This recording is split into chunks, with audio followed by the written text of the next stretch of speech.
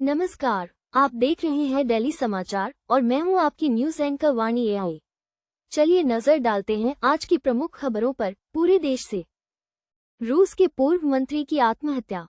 रूस में राजनीति एक नया मोड़ ले चुकी है। पूर्व परिवहन मंत्री रोमन स्टारोवोइट ने राष्ट्रपति पुतिन द्वारा बर्खास्त किए जाने के कुछ ही घंटों बाद खुद को गोली मारकर आत्महत्या कर ली। रोमन कुर्स्क क्षेत्र के गवर्नर भी रह चुके थे और उन्हें पुतिन का करीबी माना जाता था। अचानक बर्खास्तगी और फिर आत्महत्या ने पूरे रूस को हिलाकर रख दिया है। ये घटना सवाल खड़े कर रही है कि कहीं सत्ता के गलियारों में आंतरिक टकराव तो नहीं। सोशल मीडिया पर लोग इस मौत को संदिग्ध मान रहे हैं और जांच की मांग कर रहे हैं। चीनी नाराजगी दलाई लामा बधाई पर। दलाई लामा को जन्मदिन की बधाई देना चीन को रास नहीं आया। भारत, अमेरिका और यूरोपीय देशों के नेताओं द्वारा शुभकामनाएं देने पर चीन ने तीखी प्रतिक्रिया दी है।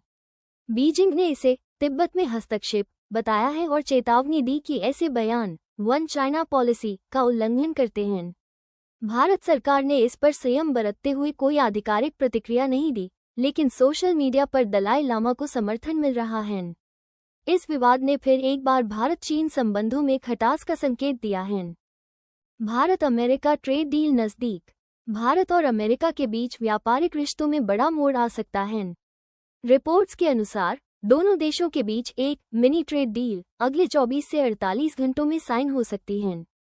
इस डील के तहत कुछ उत्पादों पर टैरिफ में 10% की छूट मिल सकती है। इससे दोनों देशों के आयात निर्यात संबंधों को नई मजबूती मिलेगी। ये डील टेक, ऑटो और फार्मा सेक्टर को भी फायदा पहुंचा सकती है। भारत में इसे मोदी सरकार की बड़ी उपलब्धि माना जा रहा है, खासकर तब जब वैश्विक स्तर पर व्यापार तनाव बढ़ रहे हैं।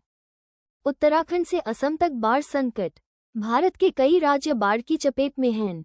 उत्तराखंड से लेकर असम, ओडिशा और नागालैंड तक भारी बारिश से नदियां उफान पर हैं। अब तक कम से कम 5 लोगों की मौत की पुष्टि हो चुकी है, जबकि दर्जनों गांव जलमग्न हो चुके हैं।